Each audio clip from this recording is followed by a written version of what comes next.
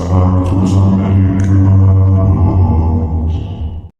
Seja bem-vindo a mais um pós-jogo do Santos Americanos. Eu sou César, do perfil Decas Web, e junto com o Marcão do Castelo, vamos falar da segunda derrota do América em jogos fora de casa e que tirou o coelhão do G4 da Série B.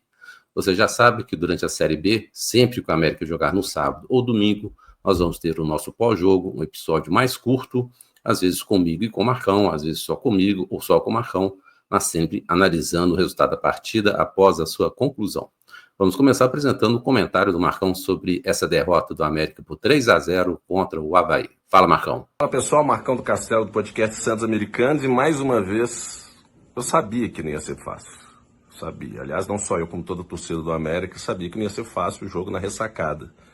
Mas levar de 3-0 e da forma como foi, esquisito, né? O América entrou com um maior domínio de bola, a famosa posse de bola, 70% no final do jogo contra 30% do Avaí. E aí, o que gerou? Como sempre, o América, quando surgem as oportunidades de fazer o gol, que são criadas várias oportunidades, ele não consegue fazer o gol. Isso aconteceu com o Figueiredo, aconteceu com o Stênio, aconteceu com o Willian do Bigode, Miguelito tentando chutes fora da área, até o Miqueias também. Mas o grande X da questão nessa partida foi o sistema defensivo do América. Achei a zaga muito lenta, facilmente dominada pelo time do Avaí. Era o Avaí vir para cima da defesa do América, a defesa entregava, né? Então, assim, fato esse, o primeiro gol foi ridículo, falha do Matheus Mendes e do Lucão. Aliás, na minha opinião, o Matheus Mendes, inclusive, falhou no gol de falta do Avaí. Fez algumas defesas, mas entregou, principalmente no primeiro gol, do gol do Avaí, entregou o gol. E não adianta a questão, particularmente eu quero vitória. Pode jogar ruim, mas eu quero a vitória. Eu tive a curiosidade, eu ainda tenho a curiosidade de assistir as coletivas do pós-jogo do Willian Batista. E ele tem se superado. Mas enfim, não vou falar de coletiva. O time jogou com maior posse de bola, a defesa, ao meu ver, entregando lances bobos. Ricardo Silva muito mal na partida, Lucão idem, até o Júlio alguns momentos também. Marlon levou cartão amarelo depois que ia tomar um chapéu do adversário. Então o América precisa ser mais efetivo nos jogos fora de casa. Surgiu oportunidade? Mata o jogo. Né? Tem que ser mais efetivo. Cria jogadas e tem muito toque de bola ainda. Isso me cansa. Tem que ser mais matador.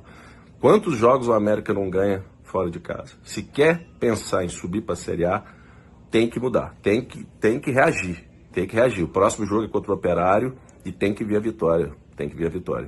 Então, pessoal, levamos 2 gols no final da partida, quando o América já estava indo para cima. E agora é torcer contra o Operário, a gente vencer o jogo. É isso aí, Marcão. Nós vamos começar a fazer essa avaliação do jogo em que o Avaí venceu o América por 3-0. Como disse o Marcão, já era esperado que o jogo não seria fácil, né? Mas o América conseguiu dificultar o resultado, conseguiu dificultar o jogo. Vamos ver primeiro a escalação aí do América. Existia aí uma dúvida, né, com a saída do Fabinho, em virtude de uma lesão, quem seria o substituto do Fabinho, e o Willian Batista acabou fazendo uma substituição que a gente diria que seria a mais óbvia, né? No programa anterior, no episódio anterior, no nosso pré-jogo, a gente já tinha imaginado, né, que quem seria substituto do Fabinho seria o Willian do Bigode, ali centralizado, com o deslocamento do Figueiredo para o lado, ele que começou contra o Goiás como o centroavante. Houve a inversão aí durante uma parte do jogo do Stênio, jogando pelo lado direito e o Figueiredo na esquerda, em alguns momentos o contrário, mas a verdade é que o do Bigode é que entrou aí como centroavante. A outra substituição, que não era esperada, foi a entrada do Cauã Diniz como primeiro volante, né, no lugar do Cauã Barros, e no restante da equipe manteve aí Matheus Mendes, Júlio César, Ricardo Silva, Lucão e Marlon, Cauã Diniz, Miqueias e Miguelito, Stênio do Bigode e Figueiredo. De uma forma geral, daqui a pouco a gente vai ver a escalação ou o time que terminou o jogo, né, a partida. De uma maneira geral, esse era o time que a torcida tinha pedido que entrasse em campo, lógico, considerando aí a ausência do Fabinho, né? O América não tem outro centroavante para substituir o Willian do Bigode. A gente teve durante o jogo, aí no segundo tempo entrou o Renato Marques, que também não fez um bom jogo. O restante do time é o time que jogou contra o Goiás. E o Cauã Diniz e Cauã Barros é uma questão tática, né? O Cauã Diniz é um jogador um pouco mais leve que Cauã Barros. Eu prefiro, né? Já falei aqui algumas vezes que eu preferiria jogar com 2 volantes lado a lado e uma formação tática diferente, né? E começa essa formação tática diferente, principalmente por a gente não ter um centroavante de ofício, né? O que a gente viu nesse jogo e tem visto nos jogos do América é uma dificuldade muito grande do Willian do Bigode jogar com centroavante, né? Ele não é centroavante, ele não consegue jogar como centroavante, continua não concluindo as jogadas que aparecem para ele. A gente vê muitas vezes aí a bola no pé dele, né? E ele procura ajeitar para o Figueiredo, para o Miguelito, o que for, né? E, na verdade, isso acaba prejudicando a jogada ofensiva do América. De uma forma geral, eu posso dizer que, nesse sentido, concordando com ele Batista na entrevista, que o resultado não espelha o que foi realmente a partida, né? A gente poderia ter um resultado aí de 4-2, 3-2, né, pelas oportunidades que o América teve, mas também o Avaí também desperdiçou, né? O Avaí não fez 3 gols à toa, tá certo? Um gol, o segundo e o terceiro gol já foram nos minutos finais, né? A gente tem aí o gol de falta do Avaí aos 41 do segundo tempo e o gol do contra-ataque aos 45. Então, até aos 40 minutos, o jogo estava pau a pau, jogadas perigosas de área a área.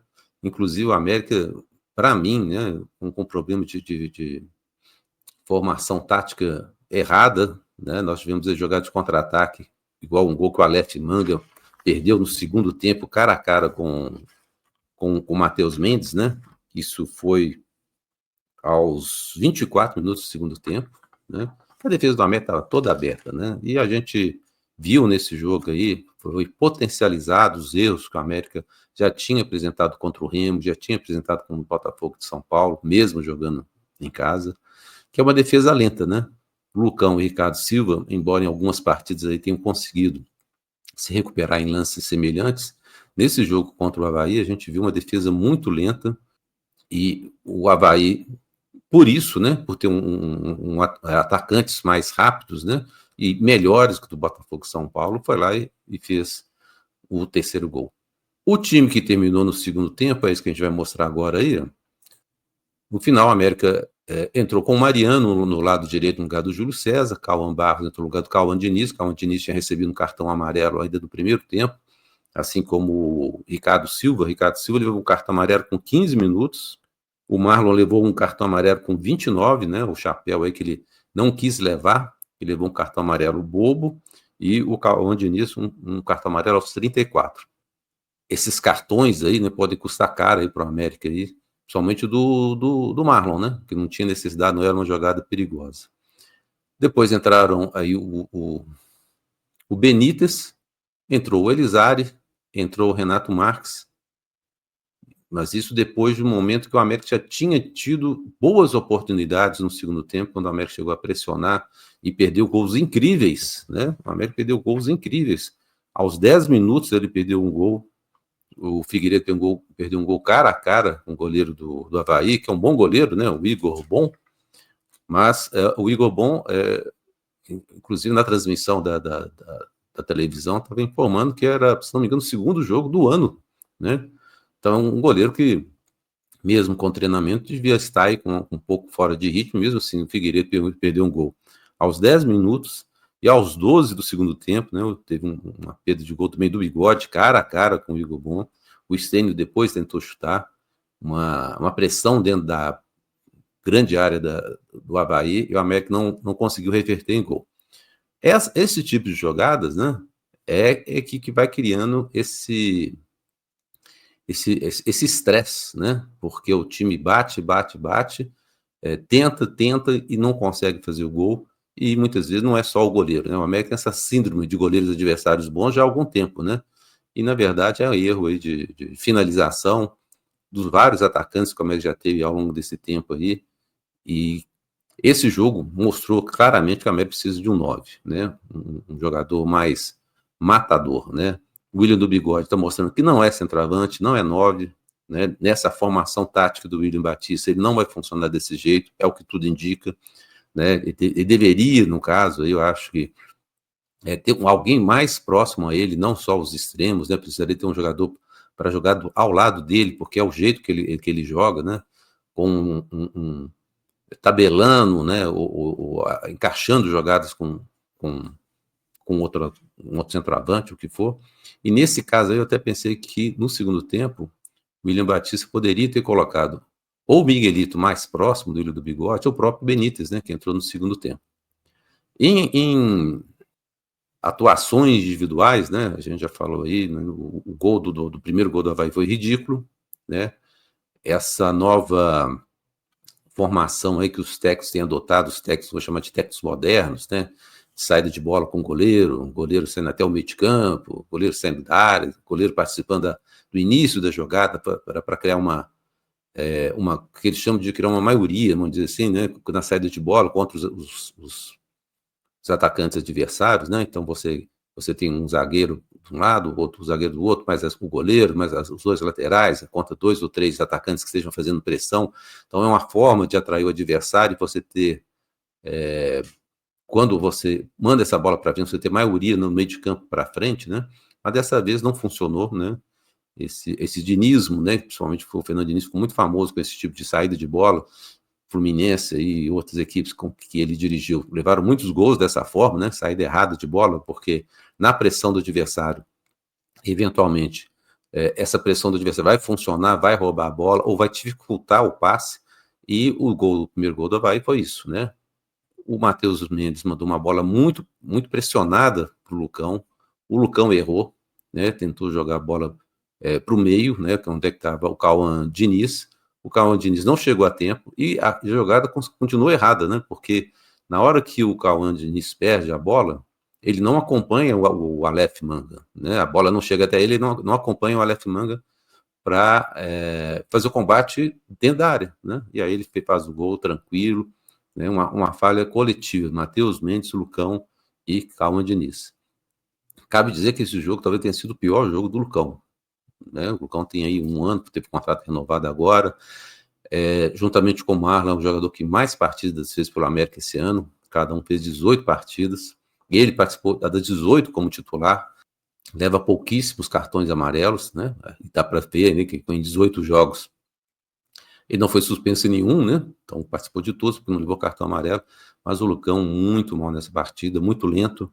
Para mim, falhou também no terceiro gol, um drible fácil, né?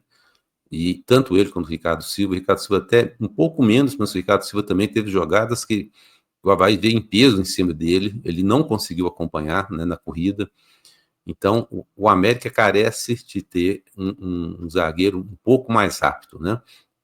Que poderia ser talvez o Júlio César ali na zaga, poderia ser um outro jogador, mas eu lembro do time de 2017, que o América tinha o Rafael Silva, que era o jogador mais velho, né, que fazia dupla de zaga com o Messias. O Messias era esse cara, era esse zagueiro rápido que conseguia acompanhar os contra-ataques dos times adversários.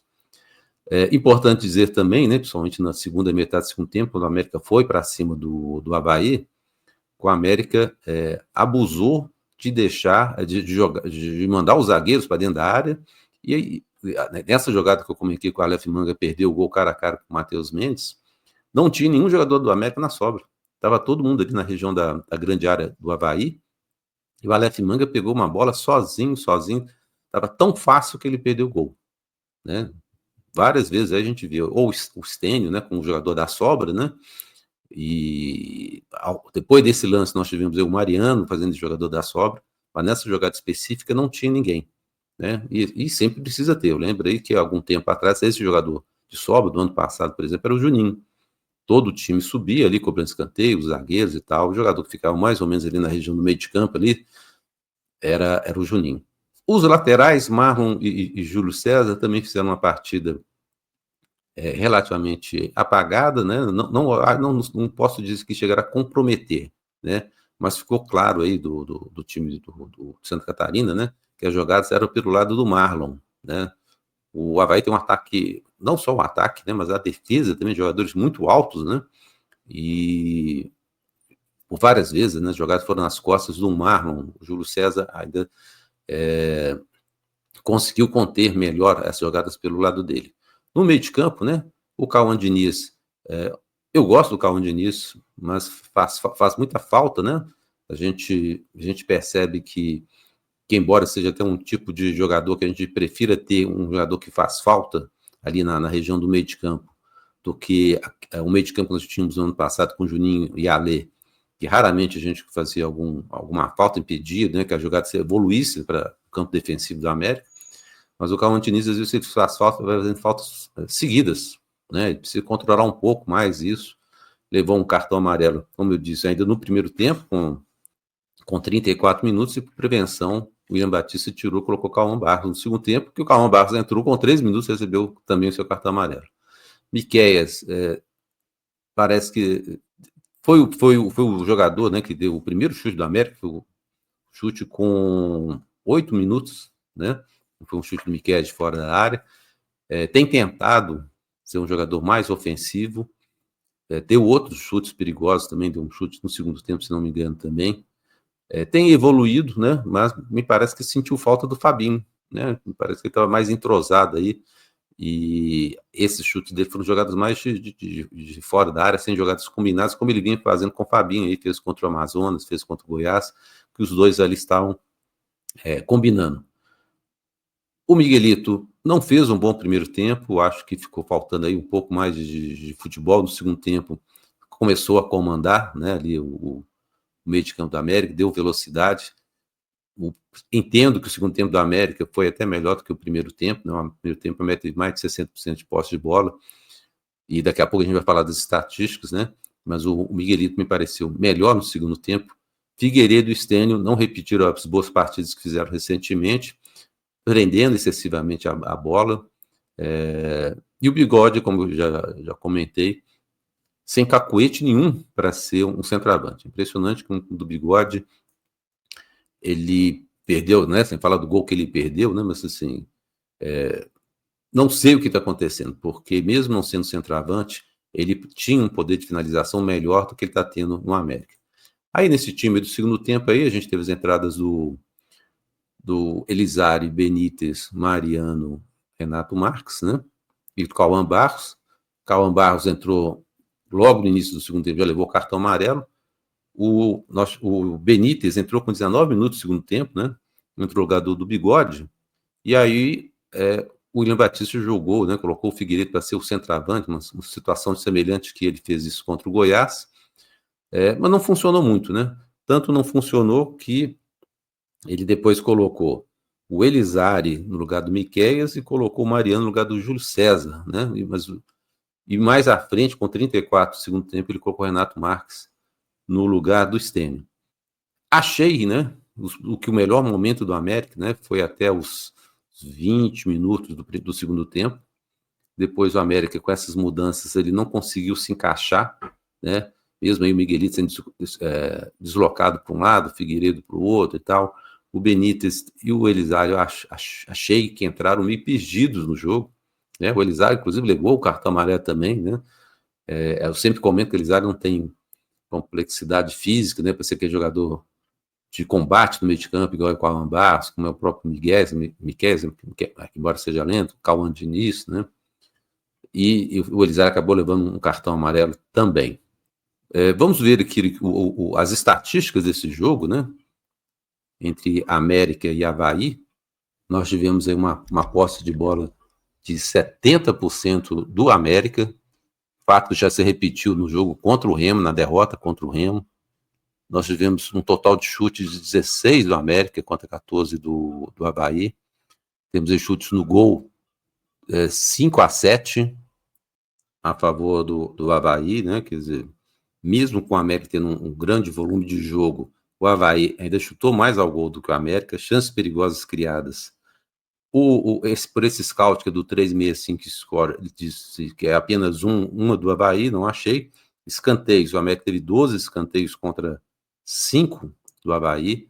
O América abusando muito dos escanteios de bola a meia altura, né? O América, pela altura dos jogadores, dos zagueiros do Avaí, né? O América, talvez por isso, tenha tentado bolas mais a meia altura em vez de bolas mais altas, né? No segundo tempo até tentou mudar um pouquinho. Passes completos, o América teve 475 contra 170 do Avaí.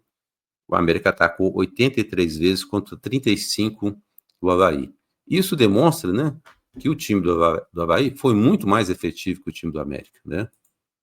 Os números são, como dizem os outros são frios, né? Os números indicam o que aconteceu, mesmo que aqui possa haver uma outra interpretação diferenciada conforme o site, né, que faz essa avaliação.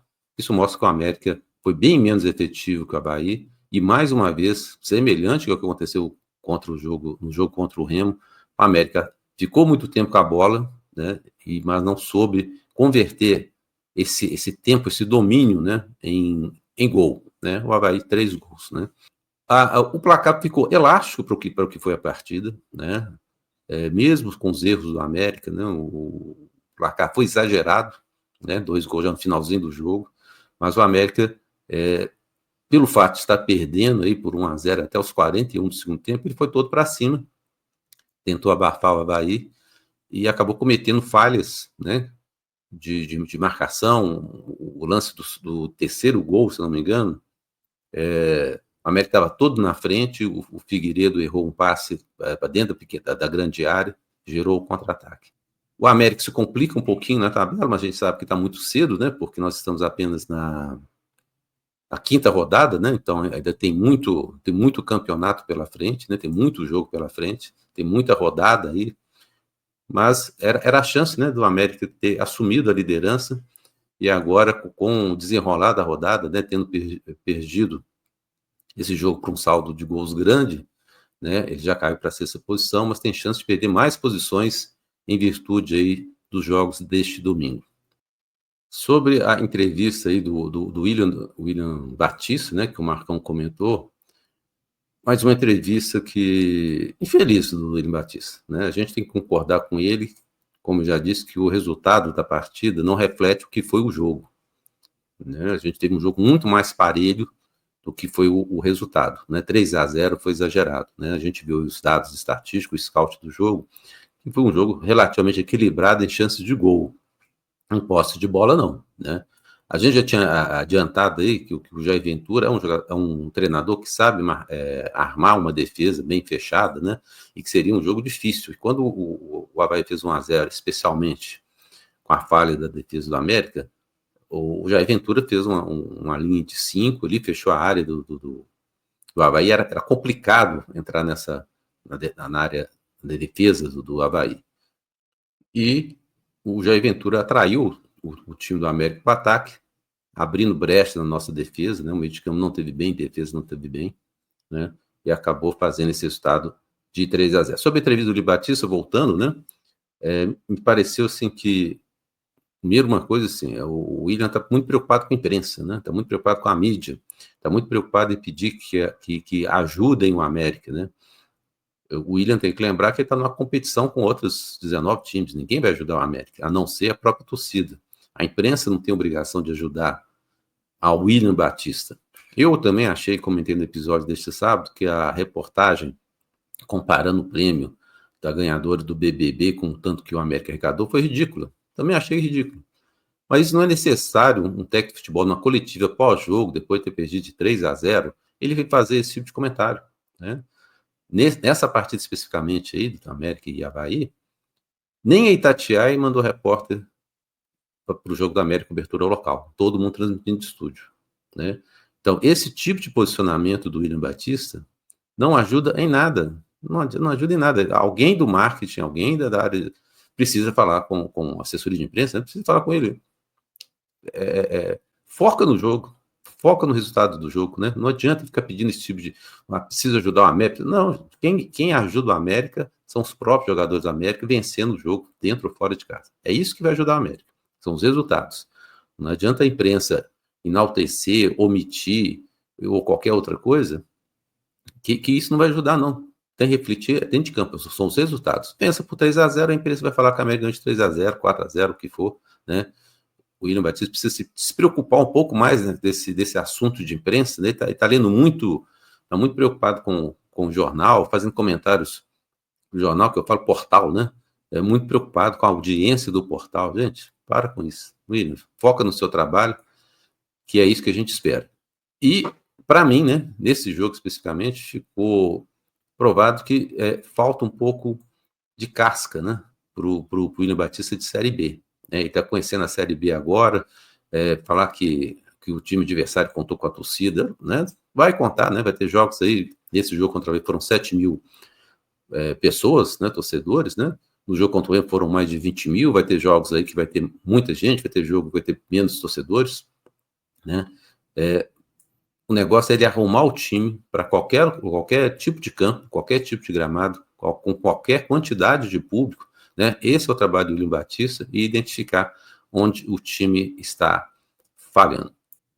Você já conhece Dona Júlia Café, que fica na Avenida Cristiano Machado, 3411, no Shopping Minas Casa?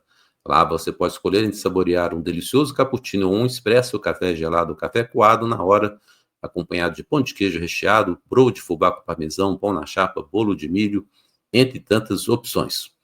Todo fiel seguidor dos Santos Americanos que comprovar que é inscrito no nosso canal, visitando o Dona Júlia Café, ganha como cortesia o melhor café coado na hora, e se estiver vestido com o manto do América, ainda ganha um delicioso pão de queijo.